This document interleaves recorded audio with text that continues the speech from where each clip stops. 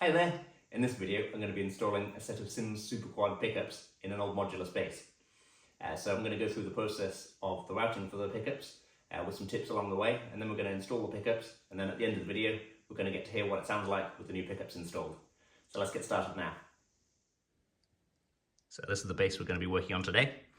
This is a Modulus Quantum bass, and it's seen better days really, because at some point someone's refinished it and not done a very good job. You can see it peeling away in places and some kind of reaction going over here, and it's kind of sticky as well. So someone's done that at some point, but that's not our concern today. Today we're just going to be putting in the new Sims pickups to replace these AMG pickups, and we're also going to be swapping out the preamp for a Glock preamp 2-band. This is the non-original preamp in this one. These basses originally came with either 4 knobs or 3 knobs, and the 3-knob version had stack controls, which is what we're going to put back into it. But this is non-original, and it's got just a master volume, so there's no way of controlling the volume of each pickup, no blend or anything. So it's volume, bass, treble, which doesn't make a lot of sense. So all that's coming out. So that's what we're going to be doing today. We're going to be putting in the Sims pickups, the new preamp, and we're also going to be installing a Tessie kill switch, which is one of the illuminated ones. So it's a pretty cool bass. It's just seen better days. It plays really nicely and has a good acoustic sound, but now we're going to give it a good plugged in sound as well. So as I mentioned, at the moment it's just got a master volume for both pickups, and then we've got the treble on this one and the bass here. And I've had a look inside, and it's not a preamp I recognise. It's kind of just a generic one, which probably didn't cost very much at all, and it hisses quite badly as well, so it's good that's all coming out. And we're going to replace it with the Glock, which will be volume with active passive push pull, blend, and then the bass and treble on this final one. We'll also have 2 switches for the Sims pickups to switch them between the Stingray sound, the P-bass sound, and the jazz bass sound. And then we're also going to have the Tessie switch, as I mentioned. So we're going to have lots of different options available from this bass. But we're going to start off now and start taking it apart.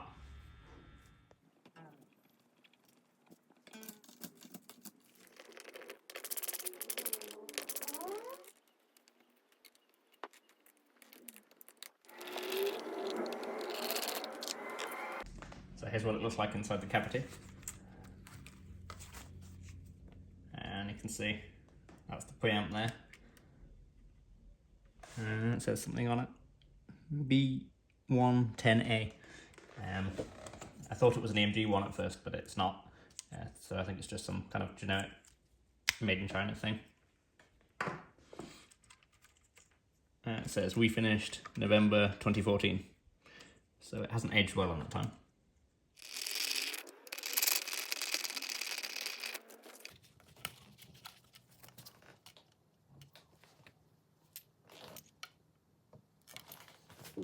So I'm obviously going to need to take the neck off, but before I do that I'm going to make sure I get the exact centre, so I don't make sure to put the pickups in the right place, and I don't want to have to be one side. So to do that I'm going to lay a bunch of masking tape down, and then lay a straight edge down either side of the neck to find the true centre. Obviously the bridge helps us a lot on this end, because you've got a hole directly in the middle there, and you know this will help us find the centre anyway, but we need to find this end as well to make sure it's accurate all the way along. So I've laid down a bunch of masking tape, and this is low tack stuff, so it shouldn't damage the finish and pull any away when I remove it. That would be on a normal finish, but as this finish is delaminating anyway, I wouldn't be surprised if I do lose a little bit of clear coat, but hopefully not. There's not much I can do about that. It's got to be there to protect the finish. So just make sure you use the low tack stuff if you're doing something like this, like I have done, because the high tack stuff could cause problems. And obviously don't ever just use double-sided tape on the finish, because the double-sided tape that's needed for this is very strong, so that could pull even a decent finish off from the bass. So I'll put this tape down, and now I'm going to draw a central line. So you can see I've got this straight edge running up to about the 10th fret. Anywhere beyond the 12th is good enough, and I've got it pressed against tight there, so I'm just going to grab a pencil, and this is a fine nib, fine lead, 0.5mm, so it'll be nice and accurate. And then I'm going to draw along this. Make sure I've got everywhere. I'm going to do the same on the other side. So again, going to about the 10th fret at least. So now if I take a measurement, say here, or anywhere along here, and find the centre line, and then again at this end, then that will give me the centre of the neck. So just here it's 69 millimeters. So if I go for 34.5, that'll be the centre. And at this end we're on 63. So if I do 31.5,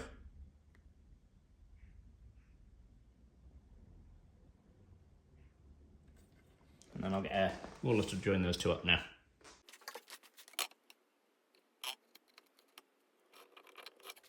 So with that done, what I like to do next is actually draw the outer lines of the pickups of where they're going to go to. That way I can make sure they're both bang on in line with each other, because it's quite easy to get one ever so slightly off with the other. And if you look for it, you can see it quite clearly.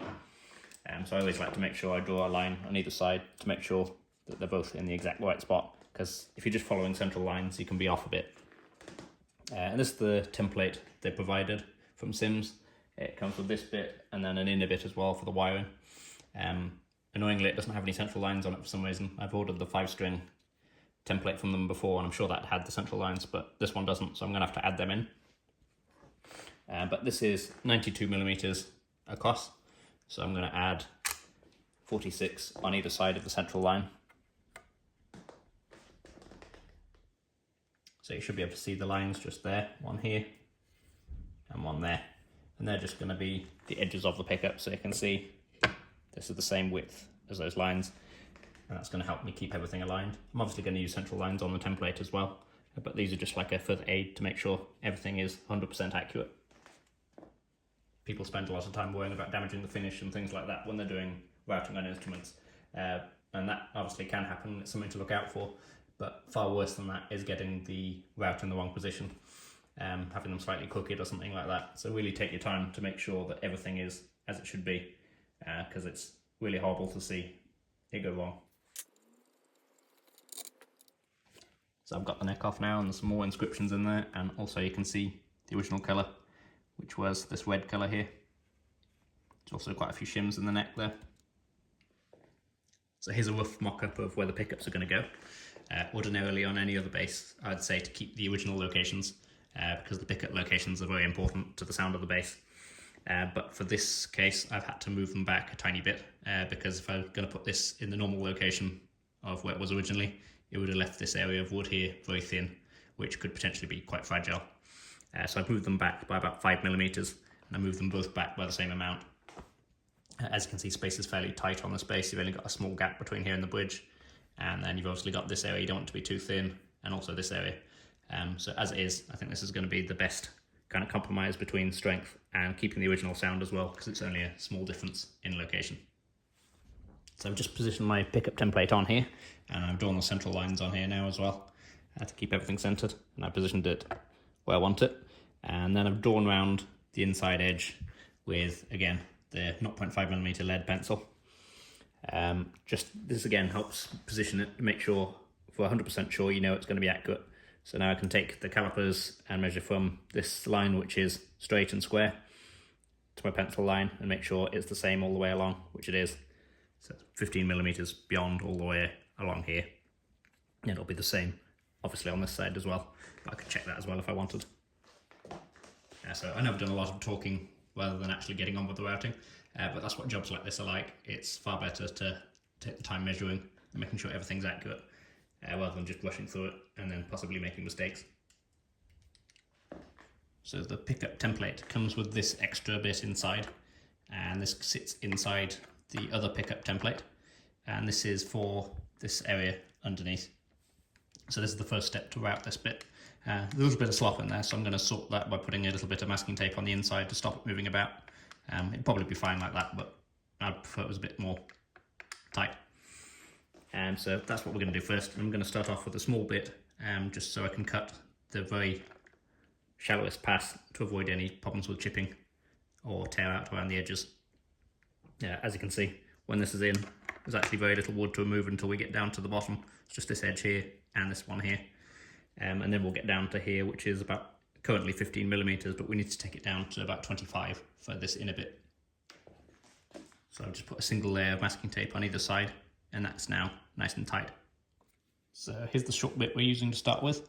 This will run out of depth pretty soon, so we'll have to change this bit to a longer bit to reach the bottom of the cavity. But we're going to start off with that to make sure we don't do any damage with chipping out and tearing out and finish damage and things like that. So that's a good tip for when you're routing through finishes, is to always use the shortest bit possible so you can keep the cut to an absolute minimum.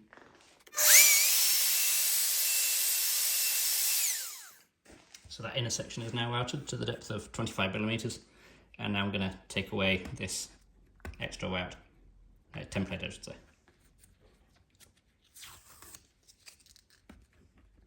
There we go. So the masking tape idea of making it a bit tighter worked well.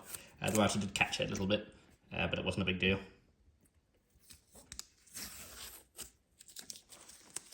I mean, the base of the router caught the tape, not the router didn't catch anything it wasn't supposed to. So now we can go on to route the main cavity. So we're going to be starting again with the short bit and progressing to the longer one. And I'm going to route this to probably about 18, 19mm, something like that. The pickup itself is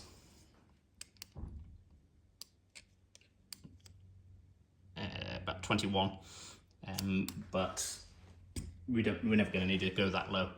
But we do want to allow for some kind of foam padding underneath as well. So something like 18 should be fine. So again, we're starting off with the short bit, and I really just set the depth of this just so it's really just going through the masking tape and the finish, and really just as absolutely as shallow as you can go, and that way you're not putting any additional stress on anything, which could cause chip out or the finish to get damaged.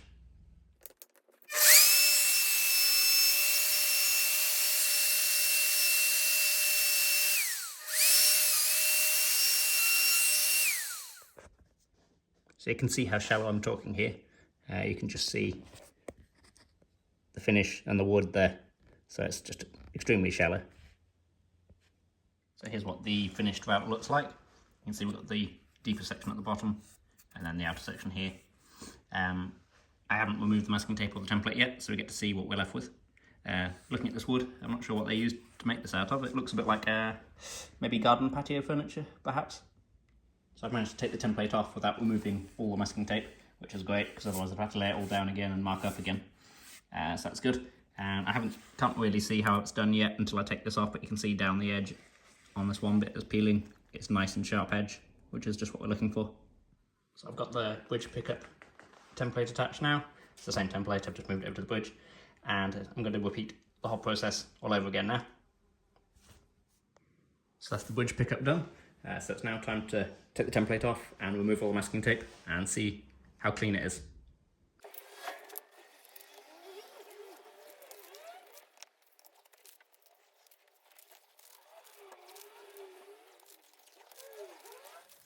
So I'm very happy with that. All the edges are nice and sharp, and there's no chip outs at all. So it's really nice clean lines. And if you want to be really fussy, you could say these aren't very good, this bit there, and there's one on the other side. And that's nothing I could have done about that. That's just from the guy who refinished it. He rolled over some of the edges as he approached the pickup routes. He sanded over them and got a bit of a rounded edge on them. Very minor, you hardly really notice them, but that's what they are.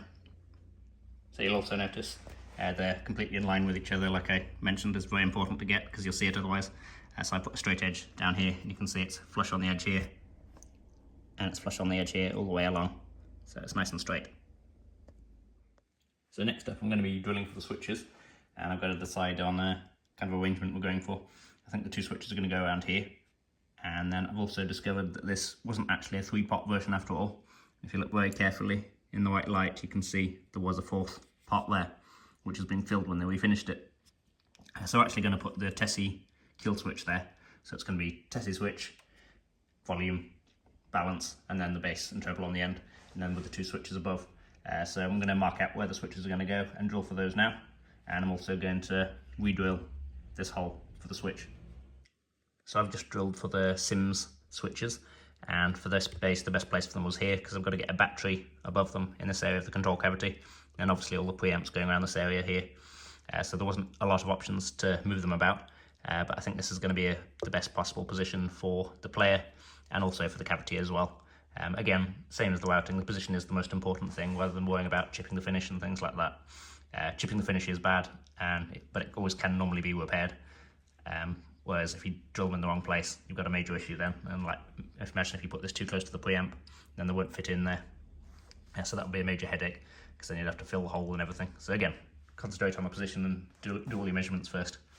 Next I'm going to go for the Tessie switch. You can just see where the knob was filled in before. So I'm going to use the same location, except it's a slightly bigger hole. This is going to be a 12mm hole to fit the Tessie switch in. And here is the Tessie switch. So I've used a lot of these before. They're really good fun. I've got a illuminated LED which goes around the switch itself, and they're going to go just there. This is the hardwired version, so you can see it's got a bit of a lower profile than the other ones. Sometimes if you buy the normal version, they've got quick connectors on and they stick out quite far, but I like the hardwired one because it's a bit lower profile. So I've just stuck a piece of masking tape on top to protect the finish, and you can see I've drawn the centre of that hole there, that little black dot which you can see through the masking tape. So now I'm going to use a bradawl and mark that centre hole, and then we're going to go and take that to the drill press with a 12mm bit and drill right through the cavity. So I've got the base body on the drill now, and I've got a 12mm brad point drill bit loaded into the pillar drill. And it's very important to use a brad point bit rather than a normal twist bit, because the twist bit will have a habit of wandering about, and it will also do more damage to the finish, whereas this will cut nice and cleanly, hopefully, through the finish. It's important to use a kind of slow motion as you're pushing it through, rather than just trying to go like that, and that will give the bit time to cut cleanly through the finish. I've left the masking tape on here to hopefully protect it a bit also, but let's get started now.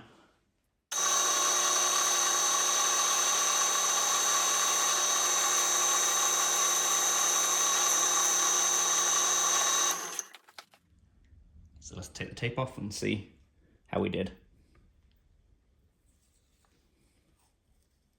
There we go, that's perfect.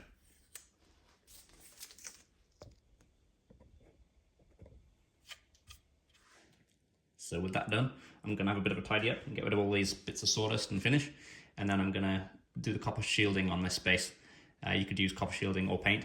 I'm going to use copper because what I prefer, it's a bit more effective. I've got another video on that if you'd like to check that out. I'm not going to film the process, so you can watch that video if you'd like to see how to copper shield an instrument.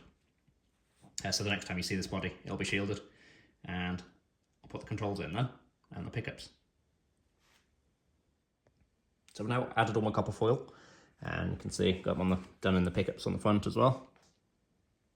And I've also done a couple of other little jobs, which one of them I didn't expect to have to do, and the other one is something which you may need to do also if you're doing something like this. So I've actually had to enlarge the holes down here because the cables which come from the Sims pickups have quite a large connector on the end of them. So that's about 14mm, so that needed a 14mm hole in here. So what I did was I drilled a 14mm hole next to the existing hole and then kind of joined them up together. Did a little bit of chisel work as well to make this kind of oblong shape, so they could get through really easily through there.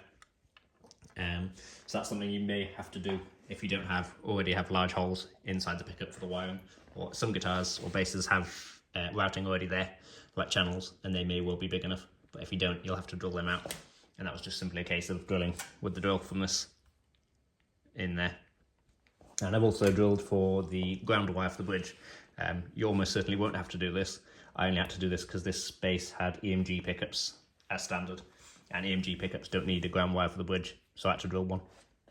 So that was just a case of drilling, just like we did for the Tessie switch over here, drilled a hole under the bridge and then linked it up with a small drill bit, drilling with this angle. You can see the cable just running in there. So drilled at that sort of angle. So this hole here allows me to get the drill down to the right angle without damaging the finish. And you can see I've added a little bit of copper foil just to make sure we get a good contact between the bridge and the cable without having to have too much cable sticking out the top. So we've only got a tiny little bit there, and then some copper foil to make sure it all makes good contact. So now we can go ahead and start mounting our hardware. So another small job I've done is add this battery clip here, just to save the battery bouncing around on the cavity, so it keeps it nice and secure on one of these clips. So that's the preamp and the switches in now. I'm going to put the pickups in next. So the pickups are going to be mounted on foam to give them a bit of adjustability. So I've got a strip here which is self-adhesive, and I'm going to put one here and the other one on the opposite side.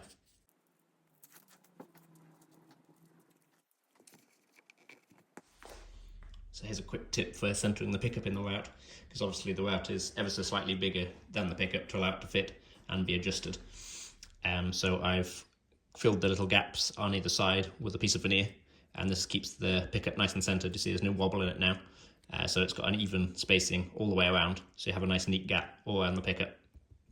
So now I'm going to mark for the holes, and then I'm going to drill them after. So the size of these holes in the pickup, as you can see on this one, 3mm. This is a 3mm drill bit, and you can see that's nice and tight in there. There's no kind of slop. So that's what I'm going to use to mark the holes through this pickup into the copper foil below. So if I give that a tap with a hammer, if I put it the right way up, and then give that a tap with the hammer, that will mark where the screws are going to go. And then I can remove the pickup and drill for the mounting screws.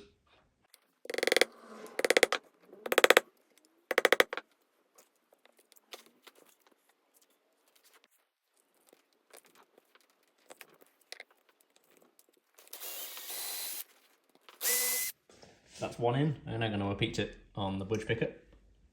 You can see there's a nice equal gap all the way around, which is just what we want. So now here it is with the pickups back in and the bridge reinstalled. So all I've really got left to do is to wire it up, which is actually very simple because they make it very easy. These just quick connect onto the switches, and then there's like a couple of wires coming off the preamp and the Tessie switch, and then that's it. And then I'll be able to put the net back on and hear how it sounds. So here's what the switches look like. You've got this big quick connector, which is the wires from the pickup we've just plugged in. And then you've got the ground 9 volt, so that goes to the hot of the battery. And then the hot signal one, which will go to our blend pot. So that's the signal one, is the hot. So there's really just 3 wires from each switch. And then obviously we've got the usual wires, which we have for like the jack wires and the bridge ground, and obviously our Tessie switch as well. So I managed to get it fairly neat in there, and all the connections are now done.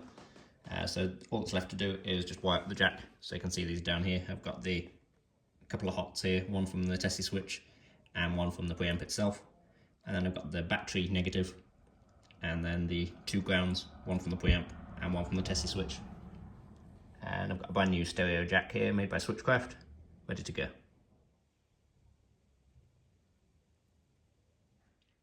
So we're all ready to go now. I'm just going to plug a jack lead in and see what happens. Hopefully we'll have lots of LEDs light up. Yeah, there we go. So there's a kill switch lighting up here, and these are both in P-bass mode at the moment, which is why they're red. We can flick these through. So that's green, which is the jazz bass type sound, so that's back coil. And then the Music Man, all 4 coils. So I've got this plugged into the amp, and I'm just going to do a tap test to make sure all the coils are working.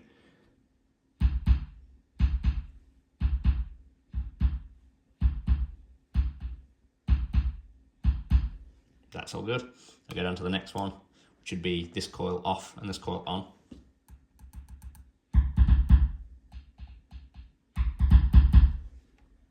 That's all good.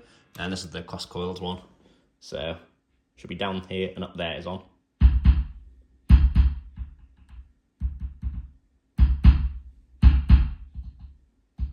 So that's all good as well. So ready to go now. So I'm going to get the neck on, and then we can hear what it sounds like.